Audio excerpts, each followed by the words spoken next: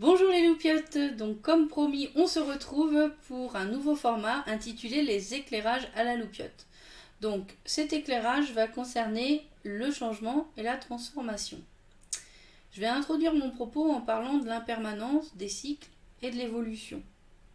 Donc tout d'abord, il faut savoir que la vie est impermanence et c'est générateur de souffrance pour l'être humain, tout simplement parce que celui-ci n'accepte pas l'idée que ce qui est et qui lui convient ne perdure pas dans le temps.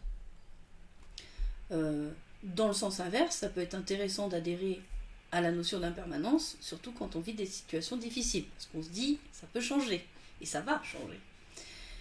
Il faut savoir aussi que dans la vie on subit des cycles, c'est-à-dire que même si les choses ne sont pas permanentes, elles connaissent une forme de récurrence. On le voit à l'extérieur, l'exemple le plus connu c'est le changement de saison. Tous les 3 mois on change de saison et ce cycle de 4 saisons ou voire de 2 saisons pour certains pays s'alterne régulièrement par cycle.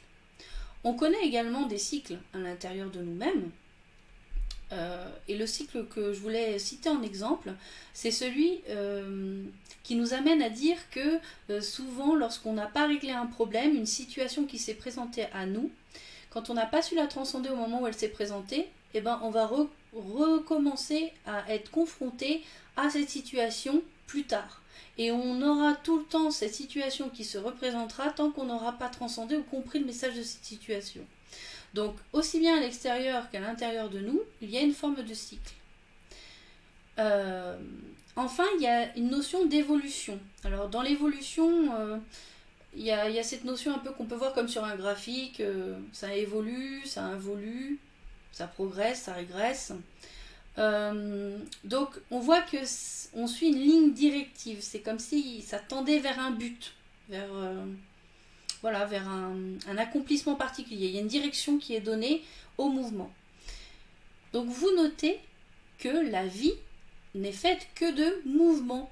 Que ce soit le changement, c'est-à-dire je passe d'un état à un autre quel qu'il soit, et parfois on peut avoir l'impression que ça se passe dans n'importe quel sens sans qu'il y ait vraiment de règles, que ce soit avec ces mouvements cycliques qu'on retrouve également dans le mouvement des planètes, soit dit en passant, ou dans les signes astrologiques, la roue astrologique, et on a également cette direction qui est prise, évolution, involution, progression, régression, etc. Donc, ceci étant dit, pourquoi l'impermanence, les cycles, le changement et la transformation, pourquoi c'est générateur de stress, voire de souffrance pour l'être humain? Eh bien, en fait, c'est parce que nous générons une forme de résistance au changement. Et la partie de nous qui génère cette résistance, c'est l'ego. Notre ego, il est là pour nous protéger. Il est très intimement lié à notre corps physique, celui qu'on incarne ici dans cette vie. Son but, c'est de nous préserver de ce qui peut nous arriver à l'extérieur. C'est une sorte d'ingénieur prévention-sécurité. Il évalue les risques et il essaye de mettre en œuvre des stratégies pour éviter qu'il nous arrive quelque chose. Et pour que qu'on ne se brûle pas quand c'est chaud. Pour que sur la route, on ait les réflexes qu'il faut lorsque un danger émerge. Donc notre ego est très utile parce qu'il est très adapté à trouver des stratégies par rapport au monde physique, à la matière. L'ego, lui, il aime bien ce qu'il connaît. Il aime bien ce qui est déjà connu. Et pour lui, c'est sécurisant. Il sait que dans telle circonstance, il faut faire ça, il faut agir comme ça. Et comme ça, il va préserver notre individu.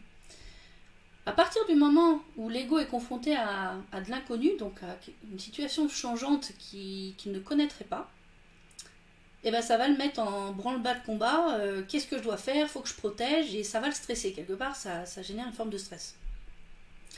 Et ça peut générer même de la peur. Donc, en gros, voilà pourquoi on a du mal avec ces notions d'impermanence. Alors, il y a des changements, ce qu'on appellera des changements, c'est plutôt des changements qui ont lieu à l'extérieur de nous-mêmes. En tout cas, moi, c'est comme ça que je l'utilise dans mes tirages. Il y a ce qui se passe à l'extérieur de nous et ce qui se passe à l'intérieur de nous. Quand il y a un changement extérieur, j'appelle ça le mot changement. Et quand c'est une transformation, il s'agit d'un changement à l'intérieur de soi. Parce que on va transformer notre façon d'interpréter et d'interagir ce qui nous arrive et ce qu'on va ressentir. Donc on va quelque part transmuter une information. C'est pour ça que je préfère utiliser le mot transformation, parce que ça rappelle aussi la transformation du papillon, qui passe de l'état de chrysalide à l'état de papillon. C'est une bonne image pour montrer comment on peut changer à l'intérieur de soi.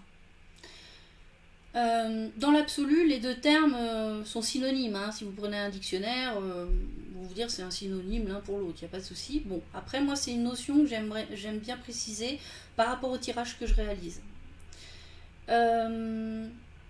Alors, les changements qui ont lieu à l'extérieur de nous sont souvent ceux qui sont les plus générateurs d'anxiété.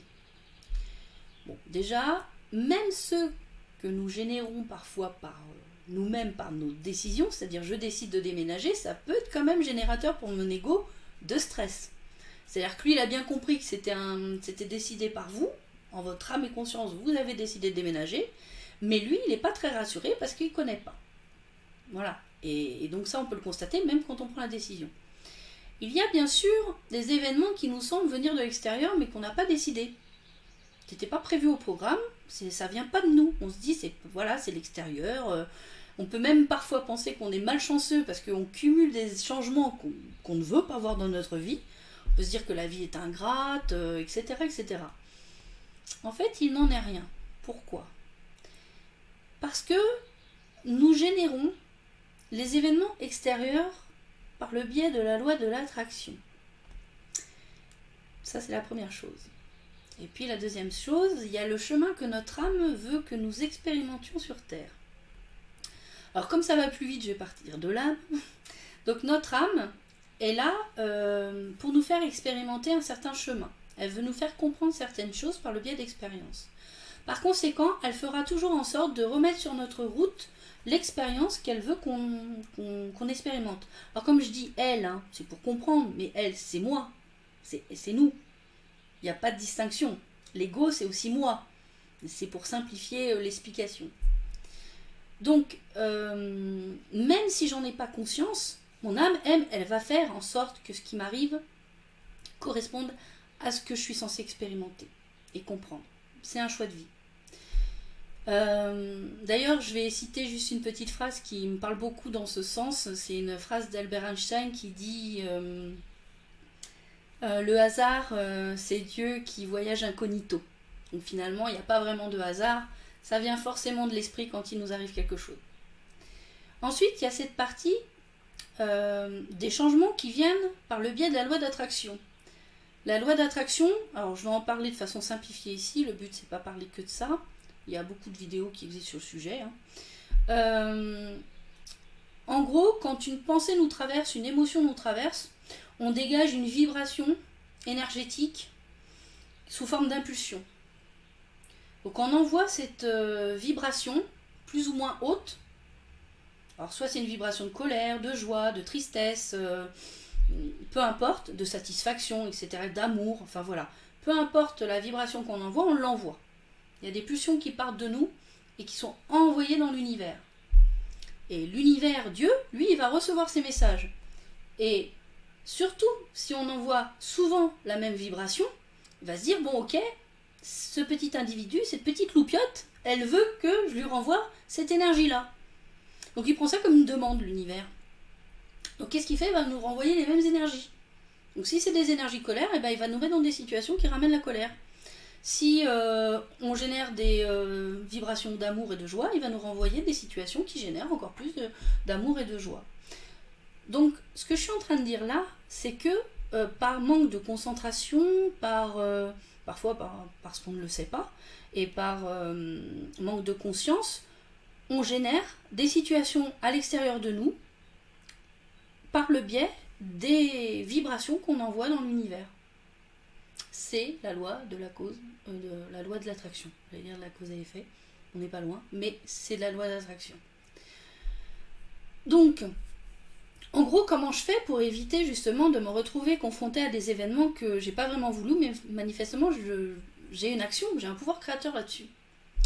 Donc, eh ben, déjà, je vous invite à essayer de calmer votre mental, calmer vos pensées. Je vous dis pas qu'il faut plus rien ressentir, ni plus penser à rien. Il faut juste en être conscient et savoir que, par exemple, si jamais une énergie de, voilà, je suis traversée par une énergie de colère, eh ben, ne vous laissez pas envahir par cette colère. Vous redescendez en pression, vous dites non, cette colère, ok, elle est là, je l'identifie, j'ai pas raison de me mettre en colère, je me calme, etc. etc. Et c'est suffisant pour annihiler en fait la pulsation, le message qu'on enverrait à l'univers. Donc, comment fait-on pour être conscient? Parce que c'est pas évident d'être conscient en permanence de ce qu'on ressent, de l'émotion qui nous traverse et des pensées qu'on génère. Parce que l'ego a pris l'habitude, j'en parlerai dans une autre vidéo, a pris l'habitude un petit peu de prendre le contrôle de notre vie et de nous balancer en permanence dans le mental des pensées justement, souvent de peur, de voilà. Donc ça j'en parlerai dans une autre vidéo en détail.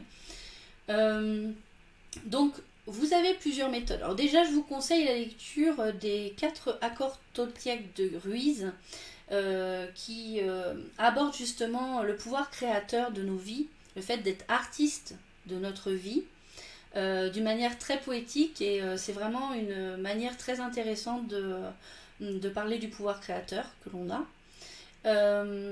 Sinon, je vous invite à pratiquer tout simplement, alors soit la méditation classique, c'est-à-dire je m'assois, je ferme les yeux, je me concentre sur ma respiration, je fais brûler un petit bâton d'encens, je mets une petite musique relaxante et j'essaye de voir toutes les pensées qui passent et de les calmer, de dire non, allez, je les laisse passer comme des nuages. Enfin, vous avez plein de méthodes aussi disponibles. Moi, je vous avouerai que la méditation assise comme ça, c'est pas ma préférée, c'est pas ma manière à moi de méditer au mieux et de me vider la tête. Je préfère 2 autres méthodes qui sont la marche consciente. La marche consciente, c'est tout simplement, je pars me balader dans la nature, je suis complètement présente physiquement avec mes 5 sens, je profite de l'odeur des plantes, des arbres, des fleurs, je profite du son, le chant des oiseaux par exemple, je profite de la beauté visuelle du paysage qui s'offre devant moi et je suis en contemplation. Et le fait d'être en contemplation sur quelque chose qu'on trouve beau, c'est aussi une manière de vider son mental, de vider son esprit. Vous avez aussi l'autre méthode qui consiste à tout simplement faire une action qui nous procure satisfaction, joie, plaisir. Vous pouvez très bien, en jardinant, vous débarrasser de pensées négatives, on va dire ça comme ça pour simplifier, de pensées négatives qui généreraient des vibrations basses, et vous retrouvez dans la satisfaction d'être au contact de la nature, de toucher la terre, de la sentir, donc vous êtes complètement absorbé à ce que vous faites, et en plus ça vous procure vraiment de la joie, vous êtes bien, c'est du bien-être. En fait, en gros, il suffit de multiplier, alors je dis il suffit, je sais que c'est pas toujours évident, mais multiplier les activités dans lesquelles vous éprouvez un vrai bien-être, vous êtes en joie, et ça suffira pour contrebalancer le changement dans votre vie. Si vous n'appeliez avant que des mauvaises choses, vous allez petit à petit faire rentrer des changements positifs dans votre vie, qui vont résonner avec ce bien-être que vous avez su générer. Donc voilà, j'espère que cet éclairage vous aura plu. N'hésitez pas à commenter, bien sûr, la vidéo. Je suis attentive à vos retours. Il ne me reste plus qu'à vous dire à bientôt pour les prochaines vidéos. Alors, les Gémeaux en particulier, restez bien attentifs. Mettez une alerte sur la chaîne si ce n'est pas déjà fait, car vous allez bientôt avoir une vidéo tirage bonus anniversaire, un petit cadeau.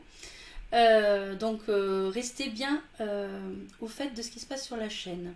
Pour les autres, bien sûr, nous nous retrouvons pour les vidéos, donc non seulement de la pleine lune de la fin du mois, mais également pour les taroscopes par signe. Prenez soin de vous les loupiottes. Ciao!